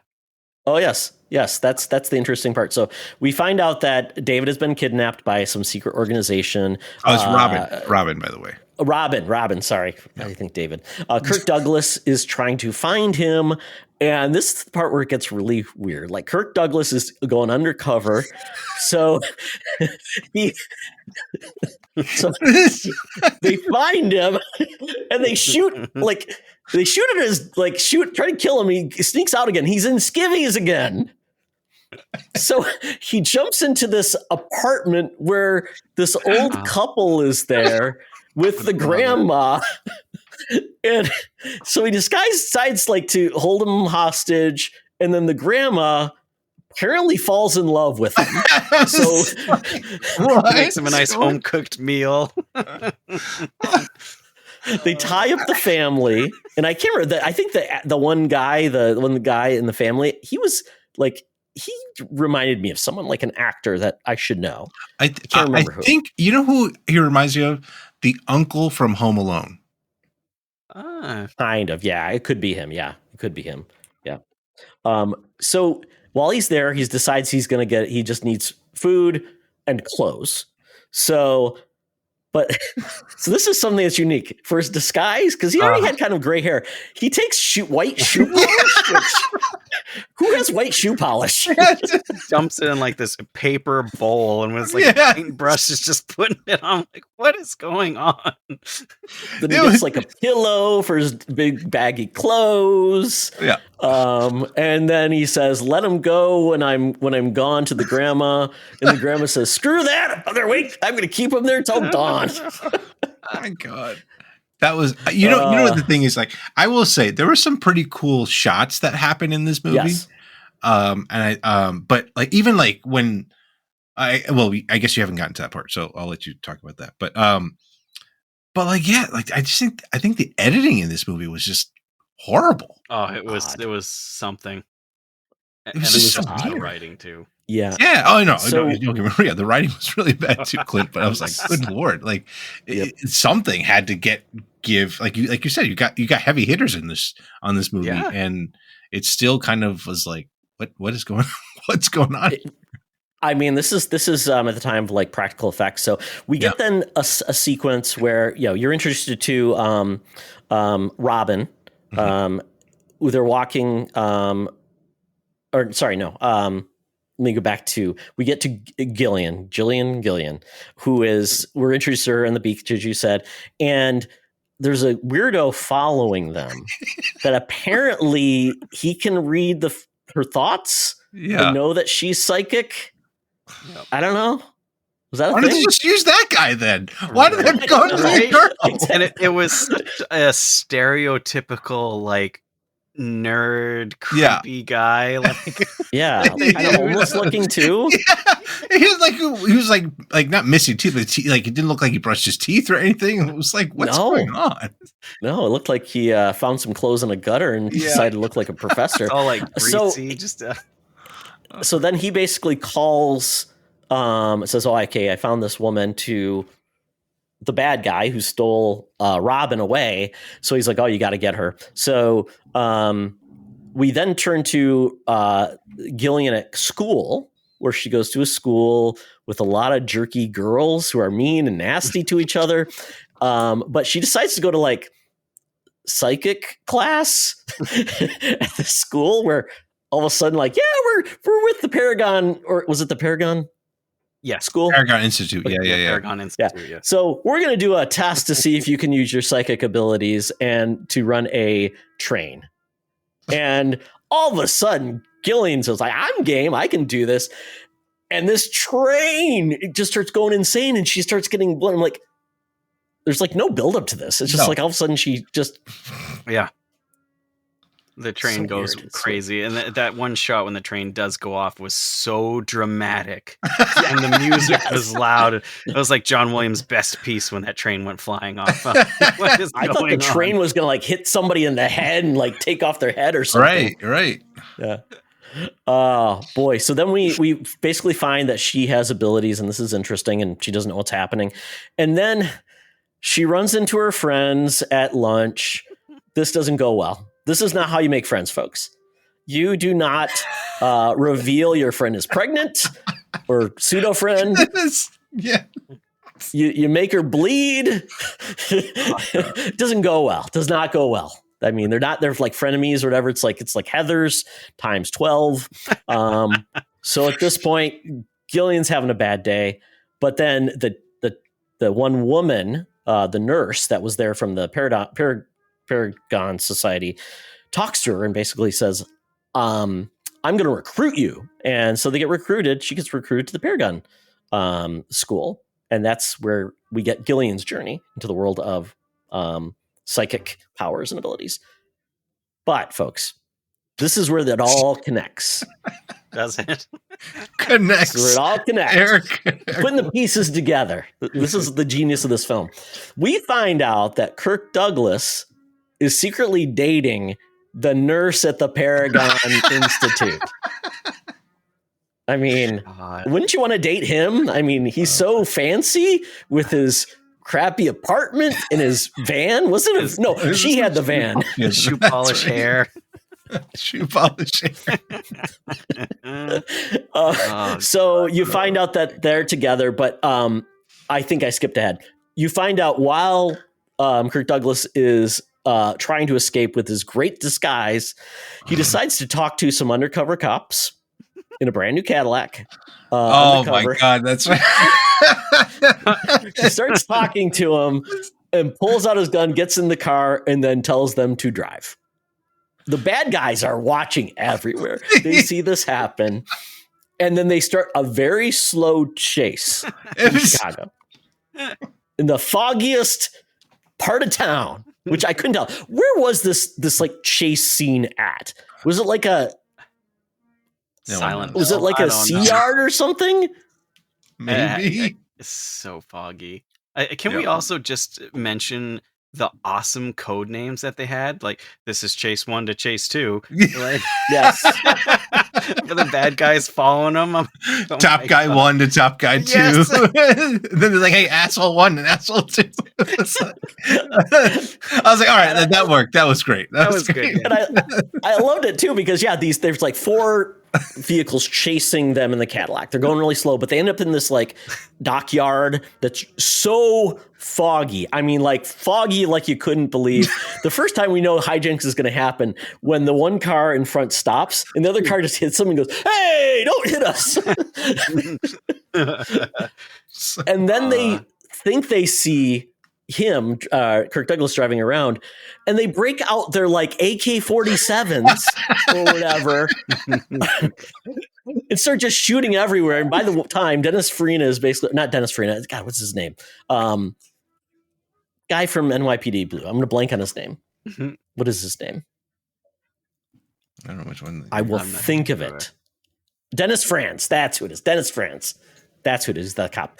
Basically, they start driving around and they use their lights occasionally. And all of a sudden, the bad guys just start spraying bullets at who they think is them. It ends up being their buddies, kills them all. It's just like, it's like a goofy hijinks. Like, oh, I didn't know I did that. So this is the part. And then, so basically they end up all getting taken care of, surprisingly enough. I mean, it was amazing how they took out all these bad guys. Oh my God. But then, I mean, what happens next? Because, I mean, this part was pretty funny because Kirk Douglas, you think, oh, he's going to be nice to these cops. What happens then? He like drives it. Well, he's going to steal it from what it's assumed like he's going to steal it. And then he's like, oh, tell, what was that? Tell Childress to come after me. I want him to come after me. And he like takes off. But then the next shot is the car driving into the lake. And I'm like, what? How is he going to? And he went into the lake. Why did he go in the lake? How does he want him to follow him? I don't understand. I mean, he could have just put a cinder block on the gas Right? pedal and he didn't have to go in the water. Then you fast forward, he's on the phone. And who is he calling? The sexy nurse. And what does he say to her? Like, it's me, baby. It's me. Like, Yeah. what is this? Oh, yeah. Oh, my Yeah. God. That Oh whole my thing. God. He's just breathing heavy. Yeah. And just like, yeah. Oh, my God. And then, I forgot like, about after that. breathing heavy for like a minute, she's like, "Oh yeah." This guy. Not Yeah, she's like, first she's like, oh, can't you bother somebody else? I mean, oh, it's my man. boyfriend calling me. God. Yep. And then she picks him up in her love van with a mattress in the back. And, Yeah. she couldn't resist that shoe polish hairdo. So this is where it all comes together. Yeah, do right. Find out that finally Jillian is now in this in the Paragon Institute, and basically it's like she's living her best life. She's having pizza parties. She's getting ice cream sundaes. She's having the best time of her life, playing with a dog with a frisbee. And we get the first knowledge of something has gone wrong and something where Robin is involved, where the professor touches her. Yeah, I think she was falling. She was falling and she It's grabbed like going him. up the stairs. Yeah. Yeah. Yep. And And she's like, she's kind of like almost like Rogue, because she does the same thing when she's touching someone at the luncheon where she's Yeah. you're pregnant, and then whenever she touches somebody, they like start bleeding out of Start every bleeding, yeah. orifice or something. Yeah. So she gets the flashback of what happened to Robin, where we see Robin is in this institute. We still don't know a lot about Robin, to be honest. Like, he had his opening sequence. He was kidnapped, and then now we're seeing a flashback where he's involved, where he's getting chased by the institute members, and he goes out a window. So I'm like, is he dead? You're right. What happened? So essentially at this point, Gillian gets freaked out. Now she's really nervous, and they know something is up, so they decide to drug her. I believe that's the next part, right? Yeah. I think so, yeah. Okay. Yeah, so she's basically not basically in charge of her senses, and she's going through the training and everything like that, and then we get more flashbacks about Robin. And then did you guys find it interesting that the way the movie went, I felt like there was like, I was waiting for a turn, and I don't know earlier, I guess, because I think we were like halfway through before we had anything really supernatural or Right. Yeah. happen. It was, yeah. Because like way back in the beginning. Oh, can we go back to the fact that Yes. way Of course we can. at the beginning of this movie, they have these terrorists that are going to kill, Kirk Douglas and his son. Yes. But they were fake, and like I guess they were filming it. Yeah, they were filming it, and they were part of this institute. And so the whole thing was, it was supposed to be a fake thing, but these people were actually getting shot. Like, they were getting killed. Yes. Like, so they signed up to get killed. like Well, I think they probably didn't sign up to get killed. But it was just like, I was like, wait, they knew that all they were trying to do is separate the father from his son. And yes, all they had to do is like just use blanks or whatever. I get maybe some of them had to use like real weapons to show that they're legit, but like I don't know. It was just really weird. Like, what the hell is going on? Like, I don't know. Anyway, sorry. You didn't see the brilliance of the plan? He like kindly, when he's at the beginning there at the table with his son, he's like telling him he's going to a special school or something, but it's not anything like, you're gonna love it there. Yeah, girls football. There's no football. Sports. There's no football at Paragon Institute. Come on, Clint. There's no football team. It's like they don't. I think they were making a spy movie for half of it, and then we're like, you know what? Let's throw something. Let's throw a curveball. Just forget it. Well, we found 2 scripts. There's not enough for one movie, so let's combine them. God, it works. It works. Just every other page is from the different script. It goes together really well. That actually makes sense, honestly. Yeah. So we essentially, we start learning, though, that through Kirk Douglas and Sexy Nurse, that we find out this Paragon Institute is doing these horrible experiments, which, quite honestly, we don't see much of anything beyond the flashbacks. We don't have any other students to see how bad this is. We do see the students, but they're kind of all like doing guess the card, things like that. They're not doing like, so I think that was part of the problem. We really didn't get enough background, enough like reason to hate this organization or what they're doing to everybody that makes them horrible, how they're being used, what the plan of this organization was. That I think really is what the problem was, right? Like they need an extra half hour, maybe. Oh my God! Or they just cut. It wasn't enough information. Or just cut the ice cream eating scenes, or so Playing many with so many unnecessary scenes for what they were trying to get to. I was like, what is going on? Or so many Kirk Russell how much time did it take him to do things? His weird approach to being a super spy that he was. We didn't need to see him put on the shoe polish. Like, just move on. Have that awesome scene with Grandma. Come on. Jesus. Oh my God. Well, here we go. So take care of your ticker, sweetheart. Yep. So we are we are getting more and more flashbacks of Robin. Gillian goes to a room, sees that's where Robin was being held, kind of being, I guess, trained in a lot of ways, or just that was a being cool scene. subverted. That was a cool scene, actually. From his viewpoint. She was looking through that viewpoint. Yeah, that was like the first time we were like, oh, okay, something weird is going on here. Yeah. So we do see that. And then eventually we do get the fact that the nurse is talking to Gillian and basically saying, hey, I can help you escape. Things are bad here, but you can't take your medicine, but you got to pretend like it. So then we get an interesting scene where the nurse tells everybody, I'm going to go do a run to the post office. Even that took so long. You have any packages for me? Yeah, let me get some from the back. Like a whole Amazon Let me sign this one. packages. I didn't do my tracking form. And then she's like talking to the caregiver, and like she's got her packages up there. She drops it, and that, like you said, Chris, pacing was all over the place. It's like wild.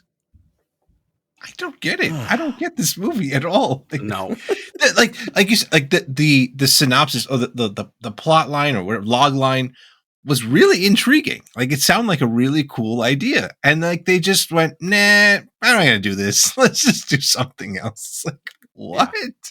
We could do that, or we could do this. And the fact that De Palma like basically just came off of Carrie as well. Like, right? This is what we got after Carrie. Like, Yeah. He's like, I can do no wrong. You know what we tried in Carrie? Let's do all these are all my ideas that were supposed to be in Carrie. I'm going to put them in another movie. Pretty much. So we move on. So we basically get Gillian escaping. Basically kicked the packages at the old lady. She falls down. Gillian escapes in a nightgown. Perfect. Yep. And then Kirk Douglas is there to save her.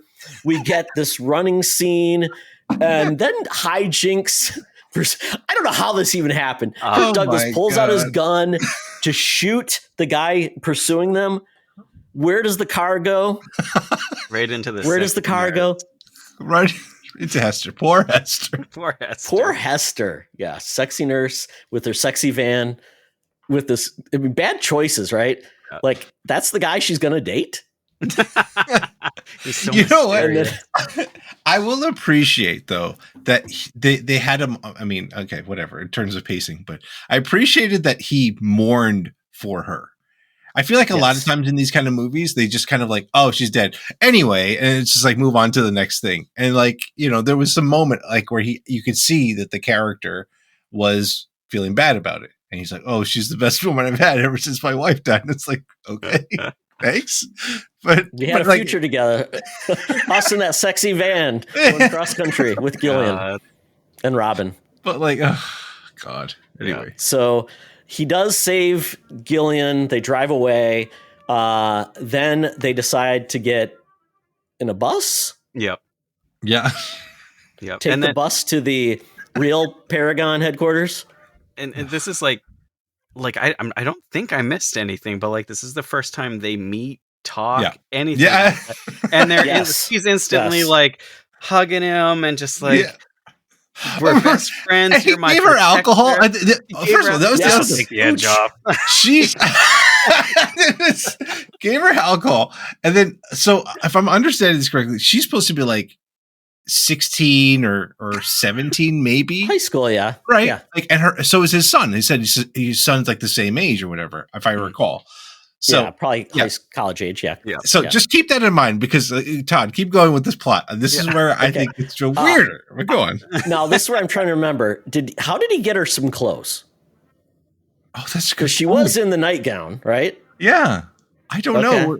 Maybe he had clothes in the taxi cab. I don't know. Maybe. With the shoe polish, like he had something. He's like, how do you feel about white hair? I can hook you up. Stole some out of the. I've got a plan. We got to go back. We got to go back talk to Grandma to get some more. Come back. The couple's dead. They died. You know, Grandma never. She never died. Fell down, broke a hip, so they all died. Oh yeah. No. Oh my goodness! I waited for you. Well, that's a side piece. Kirk's side piece. Now that Hester's gone. Oh well, we end up getting on the bus. We get a good moment with Kirk, like crying and breaking down, and Gillian is like trying to, console him, and everything's good after the alcohol is shared, which is great because she's underage. Then she falls asleep. And now Kirk Douglas has gotten off the bus because he's leaving her. He's going to take care of this without her, even though the whole plan I guess did he need her? Yeah, exactly. Nope, it's me. I'm just going to do my thing. I'm going to walk over there, and the funny part is she tries stopping him. This is the part that really. You want to tell us about this part, Chris? This is great. He just smacks her in the face, right? I couldn't. He's like, "Get a hold of yourself," woman. He just like slaps her. And just I was like, "Wow, this really is a movie from the '70s." The bus driver is like, he's like, they finally make up, and the bus driver's like, "Oh, go on." Like, okay, guess you figured it out. God. Yeah. The smack was so over the top and out of nowhere. I was like, wait a minute. I was like, that's Kirk Russell actually really struck her, and for effect. What we used to do back in the days on Spartacus. So they end up finally. This is where it all comes together, folks. So we're talking like an hour and 15 minutes in. Waiting for something horrific to really happen. Oh my God. So we do get to the compound. Robin, at this point, we find out, though, we get a little backstory that he is basically out of control. The amount of drugs they're giving him isn't working anymore. He's just angry about everything. He's pole vaulting for some reason. That was like, I need to show some sort of strength or something that I need to do. Pole vaulting. That's what I'm going to do. Not even like something to do with the mind, like moving a car or something. Nope, pole vaulting. Nope, pole vault. Yep. That's one of the side effects. He's always wanted to be in the Olympics. In the meantime, though, because he's been so angry, then one of the teachers, somebody, becomes basically his lady friend. Yeah. Which is odd too, because I guess he can only be seduced to calm himself down. But Robin goes like from 0 to 70 unhinged. Yeah. To like only seeing through Robin's eyes, not even knowing him, to basically like, this is the love of my life almost type of thing. Yes. Like we've never met, but you're the only person that we can be together. And Jill, and he can, and Robin can feel Jillian, and so he's like, "This woman's after me." I'm like, wow. So it's very weird because it just gets a little funky because the woman that Robin is with, he gets jealous because we forgot about this. This is before they went to the zoo or the park or the amusement center. Oh my God. This part was crazy because they're like, oh, he's off hinge. He needs some time to relax. He needs time. So she takes him to there. He sees Arabic people. Flashback to the Arabic people because they're all bad, He sees them on what is it? What is that it's like ride? A whirl or something, whatever. Yeah, it is there. I guess kind of like a fast and Ferris mind wheel, you, right? it's inside a warehouse. Yeah. Before the Mall of America, we had the warehouse escape. Oh my God. So Robin's kind of upset because of, he sees his girlfriend with these guys are just talking, gets ultimately jealous, and he's walking through. Now you see his abilities to like zap electricity and do things. And then he sees the people on the tilt-a-whirl, these Arabic guys who they're on the ride, but then there's Arabic guys eating dinner and waving at them. And all of a sudden you see the ride just go really, really fast, and you see like a bolt get untwisted. And then the one ride shoots off into the hotel. But it didn't look that bad, though. It didn't look like it was going that fast. Yeah, it'll be all right in the morning. Yeah. Exactly. There's airbags on that thing. So Uh, so this is where Robin is you finally seeing being unhinged. So and I think did this happen? So Kirk Douglas and Jillian show up at the compound. They try to sneak in. It doesn't go very well. no. Like literally one handgun with 6 bullets. That's it. And Gillian against like 25 people. I mean, not a great plan. I mean, No, not at all. I mean, he needed the A-team or somebody to help him out. I mean, but nobody. So they get caught. And then we find out that Robin is still not recovered from his being jealous of his girlfriend. And this is the first really horrific scene we get. Yeah. Robin takes her into the room, closes the door, and, you know, he complains about the woman in his head. And then he finally, I mean, Clint, tell us what happens. This was probably one of the coolest parts of the movie. Where he like basically they get in an argument. He's pushing her around, and she gets on the floor, and he's like, "Get up!" And she's like, "No, no!" And then with like the force, basically lifts her up standing, and then lifts her up, and then he just he gets like the W vein in his forehead that just like, God, yeah, I thought he was gonna have a stroke. God, it reminded me of my science teacher in 8th grade when he got mad. So she just starts like spinning around super fast, like the tilt-a-whirl, and then just like the blood just starts coming out of her because she's coming apart from moving around so fast. And it's just like painting the room red. God, it's crazy. So that we have the first real scene. Well, obviously he killed the people on the thing, but you get to start seeing that he is not controllable, right? And then we see Jillian and Kirk Douglas getting interrogated, and we see that Jillian is going to basically be taken over by the organization, trained, and that's where Robin shows up, like he's flying or hovering because Kirk Douglas is looking for him. He looks around, and then he gets angry at his dad for some reason. Doesn't recognize him or thinks he's fake. I don't know. I don't know. It's so weird. Yeah. He just went full like Darth Vader in like 30 seconds. Like, what the hell? Yeah, I guess he's concerned that they're going to replace Robin. Robin's going to be replaced by Jillian. So he's now schizoid. Robin is thrown out the window. Oh my God. This part's crazy because they're fighting, everything. Robin gets thrown out the window. Kirk Douglas tries to save him. Grab my jacket. And then he's like scratches his face to let him go. Yeah. And Robin dies. So Kirk Douglas also dies. So that was fun. Can't take it. I mean, in literally 10 minutes at the end of this movie is where anything actually really happens. Right. Yes. And then he and Robin have a psychic contact with Gillian and Robin have like a psychic contact. So at that point, we don't know. His eyes glow. So maybe part of his personality or powers have transferred to her. Mm-hmm. Don't know. That was very confusing too. Yeah. Yep. And then this is where the movie ends. So we have Jillian waking up at the Institute. Childress essentially talks to her, tries to console her. That does not go well because it gets a little creepy once again. Then this is where we get to see Jillian actually do something kind of offensive, where Jillian and Childress, she essentially blinds Childress. He can't see her. He's trying to take her down. And then she essentially, this is where it gets crazy because this is where we talk about editing. One of the best edited scenes ever. Yeah. She uses her full-on ability and makes him explode, kind of like Scanners, but not as gruesome, but a little bit more pyrotechnic too. Mm-hmm. Like he's got like electronics inside him because there's like an explosion. There is like an explosion. It's so funny because, I mean, how many cuts of the explosion were shown? There had to have been like 8.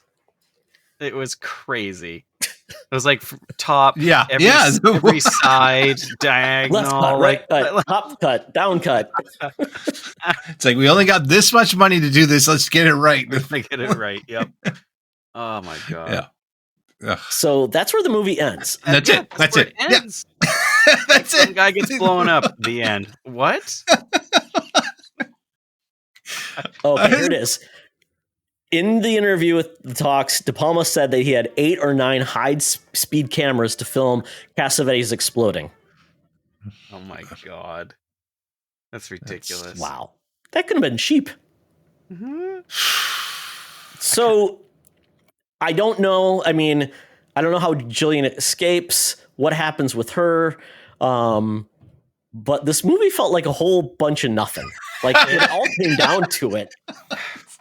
It really You don't was. know what the government was doing with Robin. Like, was he going to go on missions and do Psy-Corps things?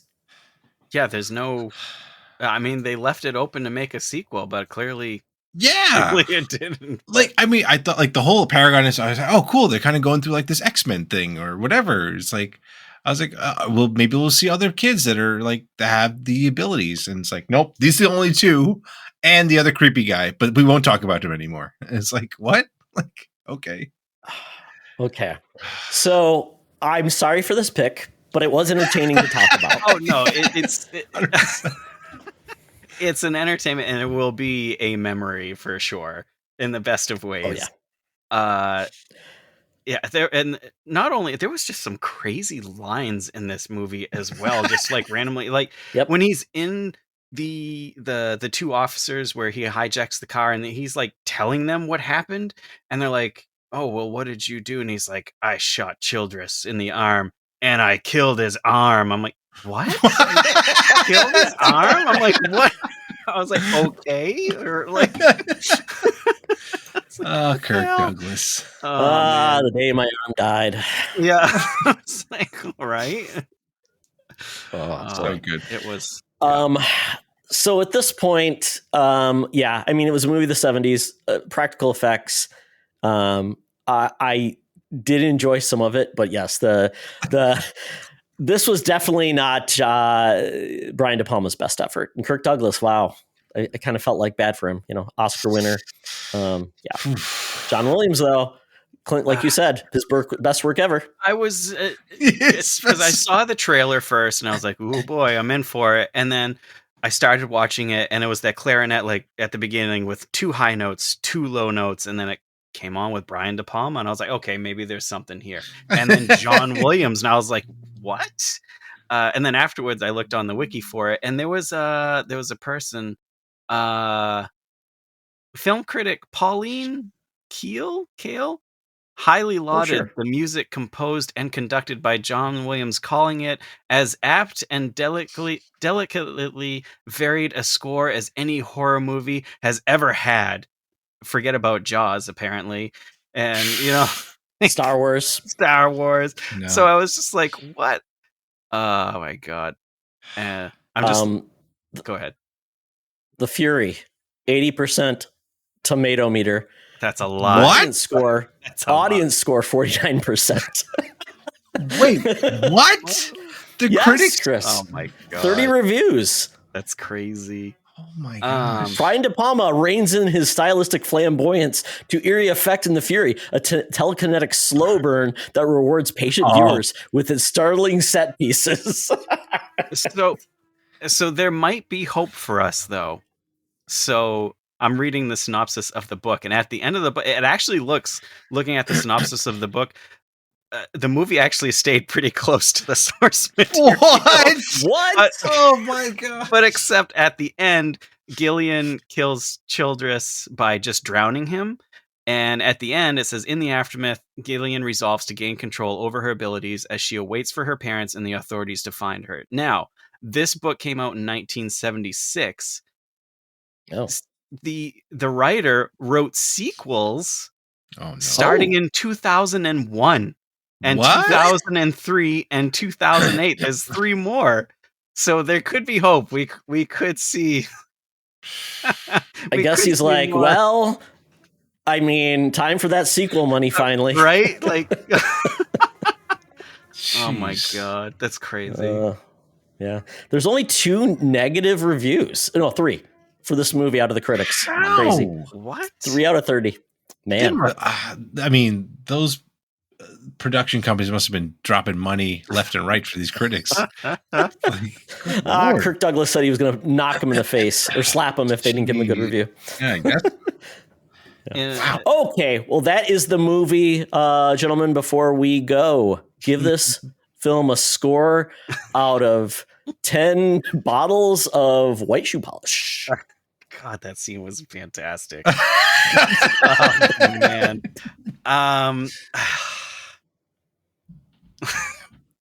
I gotta give it like a 5, I guess, just for the fun factor of it, of just the absolute craziness of it. Like, it was a bad film, but it's a bad film that I will remember. Like, I won't see that film. So I have to give it some points just for that, I guess. Oh my god. Well, you Clint were very generous, I feel. I'm giving this a 3. And I agree with you. Like, there are definitely moments in this movie that were cool. Like, I thought that some of the shots were really cool. Like, they did, like, when they were in the van and then they parked up in that parking lot and they did that kind of match cut from the night to the morning. I was like, oh, that's pretty cool. And then, like, also when when Gillian is like going through that memory of Robin running through the institute, like, it was like she was standing in like a theater and like watching it. I thought that was a really cool scene too. So it's like there was like definitely parts of this movie that were really like had potential, and it just fell short in like everything though, and it was so disappointing. And again, like, Brian De Palma and John Williams is in this, and it's crazy. Wow, like Spartacus and Spartacus. Spartacus, like, it's just fascinating how this movie got as good of ratings back in the day. I'm curious if people watched it now and been like, yeah, I agree with them. We brought back all these old critics to re-review it. That'd be amazing. Well, I'm going to give this one a 4.5 out of 5, or 4.5 out of 10. But once again, the pacing, one of the worst paced films I've ever seen. The lack of congruence with what was the end game of this. What was the overall threat? I mean, if this was paced correctly, it would have been evenly paced with the Paragon Institute, with Robin. What's going on? What is he being trained for? All these other things, and how maybe he was used in a mission or something to actually say, why does the government even care? But at this point, this is like, did they ask me, like a toddler, Todd at 3 years old, give us a plot of a movie? Probably. Yeah, the fact that it was only 2 hours long and you didn't get any information. It's like, what? Yeah. I don't understand. It was like you said, like Clint, like, it was like the last half hour was like basically when the movie started. Yeah. And just remember, folks, this is not Fury, the Tom Cruise film, or the Brad Pitt film. This is The Fury. The Fury. So don't confuse them, because that's a World War II film. Oh, well, that is our podcast, folks. Thank you. Hopefully you enjoyed this movie. Check it out if you dare. Actually, if you're good for a laugh, check it out. It's available on Max. Watch it now.